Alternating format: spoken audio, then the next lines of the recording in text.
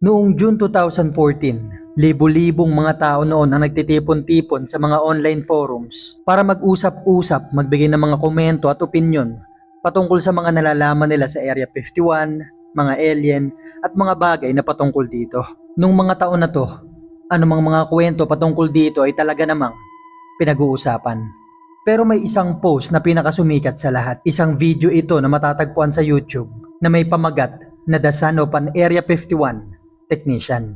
Ang nagkikwento dito ay anak daw ng isang technician sa Area 51 na kung saan kinikwento niya yung kinikwento sa kanya ng tatay niya sa pagtatrabaho dito. At ang video na to ay talaga namang nag-viral at pinag-usapan. Libo-libong mga tao ang curious na curious patungkol dito ang nag-comment. Nagtatanong kung nagkwento ba daw yung tatay niya tungkol sa alien, ilang mga alien daw yung hawak nila sa Area 51, anong itsura ng mga to, gaano sila kalaki, may kapangyarihan ba yung mga to, pabilog ba yung ulo, at kung ano-ano daw mga UFO ang meron sila dito. Sa paglipas ng mga araw na dumadami yung mga comment, ay pa-viral din ito ng pa-viral. Pero may isang comment dito na pinag-usapan ng lahat na hanggang ngayon ay nananatili pa ring misteryo na kung saan matatagpuan yung laman ng comment na yon at kung ano kaya ang nasa loob nito. Ang comment na yon ay mula sa YouTube channel na may pangalang Snakebit Magi. Ang laman ng comment na yon ay isa daw siyang hiker. Matagal na panahon na daw siyang nag-hike, pero isang beses daw nung napunta siya sa lugar malapit sa Nellis Air Force Base ay may nakita daw siya ditong isang kuweba sa likod ng mga malalaking bato na ang itsura ng bunganga ng kuweba ay parang isang malaking letrang M. Sa lahat ng mga kuwebang nakikita niya ay pinapasok niya yung mga to, iniikot niya. Pero yung partikular na kuweba na to, napansin niyang masyadong madilim at mukhang masyadong malalim. Kaya't nagsimula na siyang maglakad papunta sa bunganga ng kuweba na to. Ang kaso nga lang, nagsimulang manginig yung katawan niya. Nung una inisip niya baka gutom lang at pagod sa pag-hike niya. Kaso nung papalapit na siya ng papalapit sa kuweba na to, ay papalakas din ang papalakas nung panginginig nung katawan niya. Nung nasa harap na siya ng kuweba ay nakaramdam na siya ng matinding takot. Gaya ng sabi ko kanina, lahat ng mga kuwebang nakikita nung hiker na to ay pinapasok niya. Pero yung partikular na kuweba na to ay hindi niya magawang pasukin. Kaya ang ginawa niya ay naglakad na siya papalayo. At dito ay napansin niyang habang papalayo siya ng papalayo dun sa kuweba ay umaayos na yung pakiramdam niya. Nawala yung pagkahilo niya at panginginig nung katawan niya. Binanggit niya pa dun sa ibang mga comment niya na ayun na siguro yung pinakakaibang naranasan niya sa buong buhay niya. At yung comment na to sa video na yon ay siyang pinaka-pinag-usapan at libo-libong mga comment at mga tanong ang pumuno dito. Sinabihan siya ng mga nag-comment dito na balikan daw to, videohan niya at ipakita sa kanila kung totoo ba talaga yung sinasabi niya. May mga nagko-comment din dito na curious dun sa kuweba na baka may alien daw dito, na baka sekretong kuweba yon at pag pinasok niya ito ay tatagos ito sa Area 51. Pero syempre hindi maiiwasan yung mga taong hindi naniniwala sa mga ganitong kwento. Nag-comment yung mga to na gawa-gawa niya lang daw to, hindi totoo yung kuweba. Kung totoo man ay pumunta siya dito at videohan at ipakita sa kanila. May mga nagsabi din na baka nahilo lang siya o nakaramdam siya ng gutom sa pag-hike niya kaya siya nanginig at nahilo. At may isa pang comment dito na lalong dumagdag sa misteryo nung kuweba na yon. Ang sabi dun sa comment ay Huwag ka nang bumalik dun. At kung sakali mang makita mo yung bunganga ng kuweba na yon, ay huwag kang papasok dito. Pero pag pumasok ka man, ay hindi ka na ulit makakalabas. Nag-reply sa comment si Snakebit Magi at tinanong niya kung paano mo to nasabi. At yung comment na yon ay hindi na ulit nasundan. Sa paglipas ng mga araw at mga linggo na patuloy nag-uusap-usap yung libo-libong mga tao dun sa comment section, nabalikan niya yung kuweba, ipakita sa kanila, videohan niya, ay dumating na nga yung araw na pinakahihintay nilang lahat. Nag-post ng video itong Snakebit Magi sa YouTube channel niya na may pamagat na M Cave Hike. Ito ay video ng pag-hike niya na kung saan binivideohan niya yung paghahanap niya doon sa kuwebang may paletrang M, yung bunganga. Ang kaso nga lang sa patuloy na panonood nila sa video na yon na halos 22 minuto ang haba ay napag-alaman nilang hindi pala niya nahanap yung kuweba. My mission today is to just do a one-day hike. It's about 10-hour hike. I got to still go over another ridge and then go all the way down a big crevice that's real narrow and gets kind of scary. I'm looking for a cave that I found, and I didn't have a sidearm when I was here before, And something about that cave just spooked me. Out of all the caves I've ever gone in, this one just made my body vibrate. The closer I got to it, the crazier my body felt. And I was like, all right, I'm not going to go in there right now, but I'm coming back someday. And I talked to some people on YouTube and I told them, hey, I'm coming out here, you know, because they kind of called my hand on it. So I don't know if there's going to be anything to it, but it might be interesting. If I can find it, I got to relocate it. And this is a big mountain range I'm in. And I'm on foot, you know, my truck's way out there. There's no roads, there's no trails. It's a pretty rough terrain. So hopefully I'll find it. It's shaped like a big M. It's a big cave that looks just like a gigantic M. And it's about as tall as I am and kind of narrow. And it's stuck on the side of a mountain. So I hope I can find it again. And if I do, I'm going in there. I'm gonna put on my light. At dito, dahil hindi niya nga nahanap yung kuwebang hinahanap nila, ay nag-comment ulit yung libo-libong mga tao na bumalik daw siya dito at subukan niya daw ulit itong hanapin.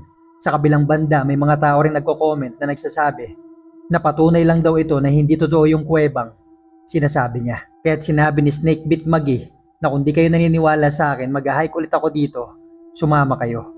Pero wala namang sumama sa kanya. At nung November 10 ay tinuloy niya na nga yung paghahanap sa kuweba na to. Pinaghandaan niya to at pinlano niya yung 3 araw na pag-hike para hanapin to. At dito na nga nagsimula yung misteryo ng kwento na to na mahigit 1 dekada ng pinag-uusapan ay hindi pa rin nahahanapan ng mga kasagutan. Dahil mula nung umalis siya, si Snakebit Magi, para hanapin yung kuweba na yun noong November 10, hanggang ngayon ay hindi na siya nakita. Ano man nangyari sa kanya at kung saan siya napunta ay hindi na nalaman. Na siya nang tinuturing na pinakamisteryosong kwento sa internet sa buong dekada. Well, here I am on my hike up here in the mountains north of Las Vegas. This is... At kung kagaya kitang mahilig makinig sa mga ganitong uri ng kwento, mga horror, mystery, mga sobat and sob cases, ay ilike mo na tong video na to and don't forget to subscribe. Ituloy na natin ang kwento.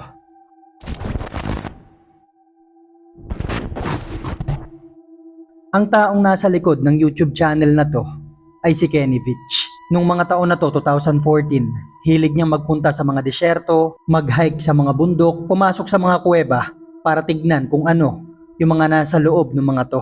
Hilig niya rin makipag-usap sa mga online forums para dito ay bahagi niya yung mga karanasan niya sa pag-hike niya. Kung ano mga dapat nilang gawin, dapat nilang ihanda at mga dapat matutunan sa pag-hike. Pero may isa pang bagay na hilig gawin ni Kenny. Yun ay makipag-usap din sa mga online forums pero patungkol naman to sa mga alien, mga teorya, mga buhay sa labas ng mundo. Hanggang sa napanood niya na nga yung isang video sa YouTube na may pamagat na The Son of Area 51 Technician. Dito ay nag-comment na nga siya ng opinion niya patungkol sa mga bagay na narinig niya dun sa video. Bukod pa dyan, binahagi niya na nga din yung karanasan niya nung nakita niya yung isang kuwebang may pa-letter M, yung bunganga. Dito na ngayon nanginig siya, nahilo siya at muntik pa siya magsuka. At dahil na rin sa pagpupumilit ng mga taong nakabasa ng comment niya, na balikan niya to, puntahan at videohan, ipakita sa kanila, ay bumalik na nga siya dito. Ang kaso nga lang, gaya ng alam natin, hindi niya to nakita. Ang nakapagtataka dito, kumpiyansang-kumpiyansa si Kenny na makikita niya yun nung bumalik siya.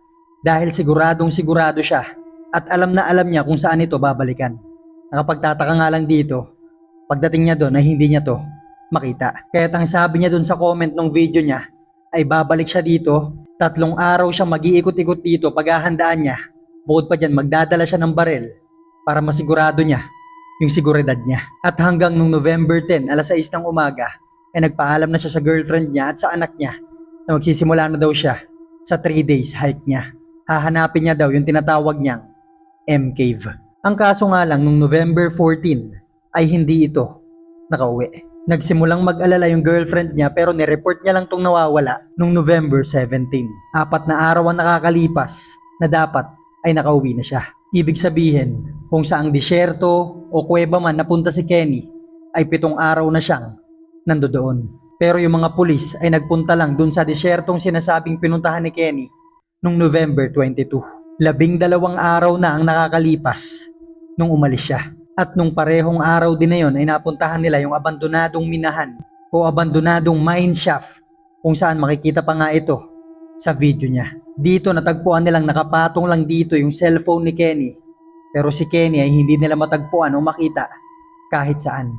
Walang kahit anong yapak ng paa kung saan siya nagpunta o kahit anong palatandaan kung saan siya dumaan. Basta't nakapatong lang yung cellphone na yun doon, kaya't naisip nila baka pumasok si Kenny doon sa abandonadong minahan, kaya't nagbaba sila ng camera dito, pero hindi nila nakita dito si Kenny. Sa paglipas ng mga araw at ng mga buwan, hindi na lang yung mga pulis ang naghahanap sa disyerto na to, kundi maging yung mga nakarinig ng kwento niya. Ang marami sa kanila ay mga hiker na nagpo-post din sa YouTube na silang mga tumutulong sa paghahanap kay Kenny. Gumawa rin sila ng website kung saan pwede sila mag-post, mag-usap-usap patungkol sa kahit anong balita, kung nasaan na ba o kung nakita na ba yung hinahanap nilang YouTuber. Hanggang sa dito na nga lalong pinag-usapan kung natagpuan kaya ni Kenny o napasok niya ba yung kuwebang hinahanap niya. Naging dahilan kaya ito ng pagkawala niya o may kakaiba pang mga bagay sa kwento na to.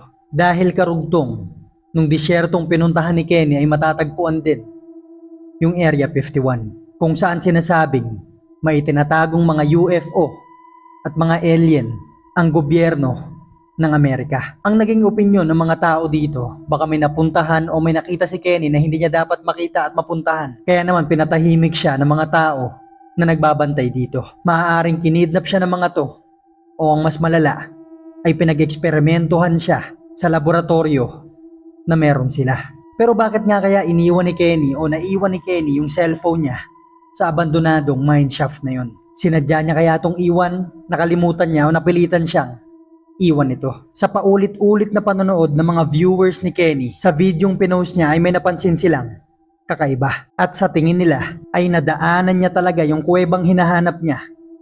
Hindi niya lang to napansin dahil may mga bato nang nakaharang sa kuweba na yun. At ito yung parte ng videong tinutukoy nila. It's shaped it's shaped just like the letter M. So lots of little caves and stuff along here, and it's about level with the ground. About level with the ground. Like right like in an area like this. So I really got to keep my eyes peeled because I don't want to pass it.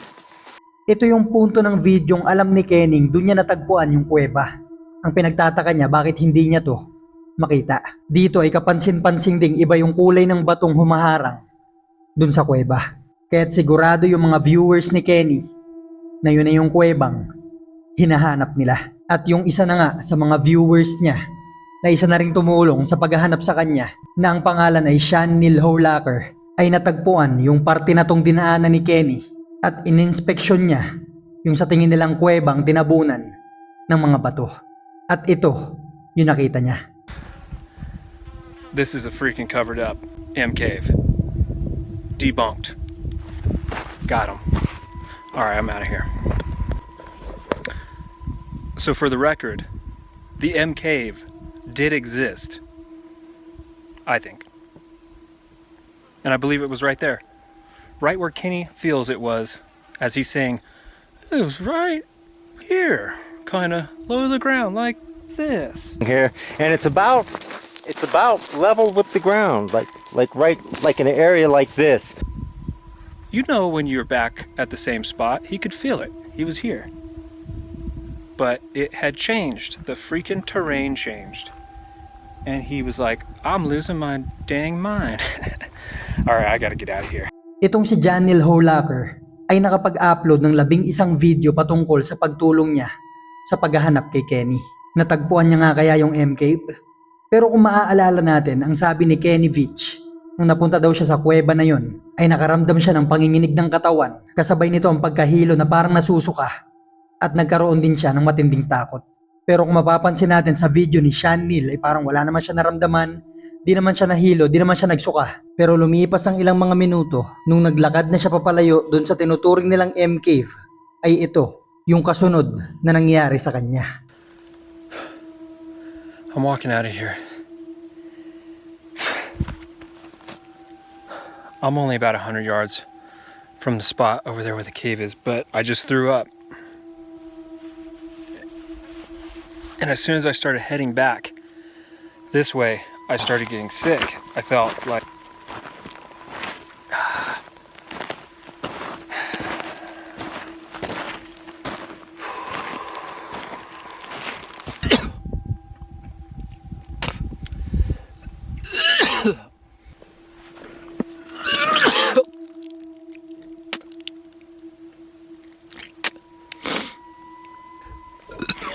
Hindi ko na itutuloy yung video na to, ilalagay ko na lang yung link sa comment section. Dito ay makikitang makalipas ang ilang minuto nung naglakad si Sean palayo dun sa kuweba na may harang na nga ng mga bato ay nagsimula siyang mahilo at magsuka ng napakaraming tubig. Halos 5 beses siyang nagsuka sa mga video na yon at sinabi niyang sa makalipas na mga taon na nag-hike siya sa iba't ibang lugar, mapadesyerto man to at bundok, ay hindi niya to naranasan. Pagkatapos mangyari yung video na yon ay gumawa na lang siya ng highlights ng mga video niya at hindi na ulit siya bumalik doon. Isa lang to sa mga video ng mga taong nagtangkang hanapin si Kenny sa disyerto na yon. Sa paglipas ng mga taon na nawala si Kenny ay may iilang teorya lang ang pinakapinaniwalaan ng mga tao. Ang pinakauna dyan ay kinuha niya yung sarili niyang buhay dahil may daladala siyang baril nung araw na nawala siya at iniwan niya rin yung camera niya sa bahay nila. Pero posible rin na meron siyang dalang bagong camera. Dahil isa sa mga post niya ay mag-hike daw siya ng 3 araw sa disyerto na yon, hahanapin niya yung M Cave at magdadala siya ng magandang camera. Kaya maaaring may dala nga siya na bago. Maging yung girlfriend ni Kenny, ang paniniwala nito ay kinuha nga ni Kenny yung sarili niyang buhay. Dahil mahigit 1 taon na itong lumalaban sa depresyon. 1 taon na nakakalipas bago siya mawala ay nag-resign siya sa trabaho niya at sinabi niyang ayaw niya na magtrabaho at magkaroon ng boss na kahit sino. Gusto niya daw habulin at gawin yung gusto niya. At sa paglipas nga ng mga buwan na walang trabaho si Kenny ay naubos yung savings niya. Makikita pa nga ditong may post siya sa YouTube channel niyang binibenta niya yung bahay niya at inaalok niya yung sarili niya na kasama nung bahay na siya ang magiging caretaker nito, tagalinis at tagapangalaga ng property. Meron din siya ditong video na kung saan pinapakita niya yung mga bagay na sarili niyang inbensyon na iniisip niya pa nga itong dalin sa Shark Tank.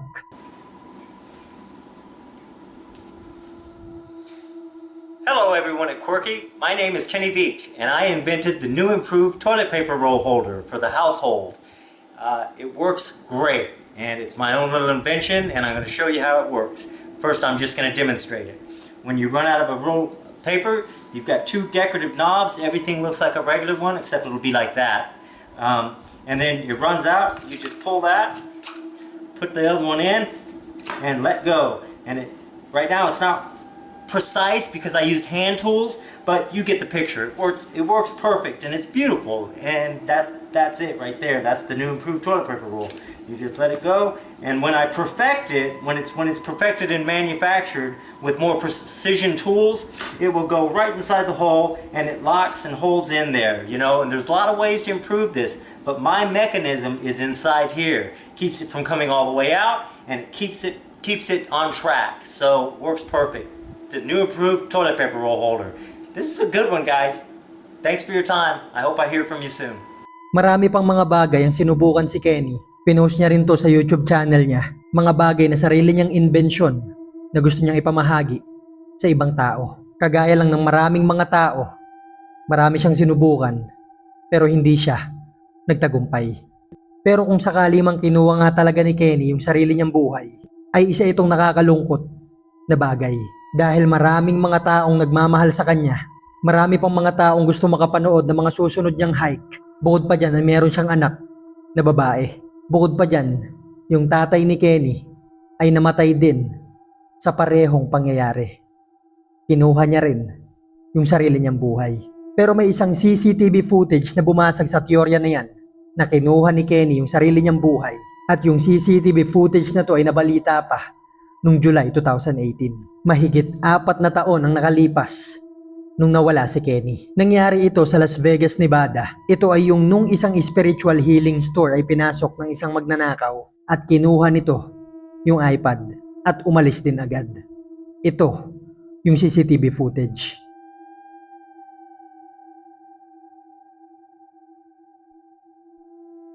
Nung napanood ito ng nanay ni Kenny Veach, malakas ang loob niya na yung anak niya ang nangloob sa tindahan na yon. Makikita ring iika-ika yung lalaking ng loob dito, kagaya ni Kenny Vich na may injury sa paa. Si Kenny nga kaya to? Mahirap sabihin pero ayon mismo sa nanay ni Kenny ay kamukhang kamukha daw to nung anak niya. Pero ayon sa investigasyon ng mga pulis gamit yung facial recognition system nila ay hindi ito si Kenny. Ang nakapagtataka pa dito, yung may-ari ng spiritual healing store na yon sa Las Vegas ay ate ni Kenny Vich.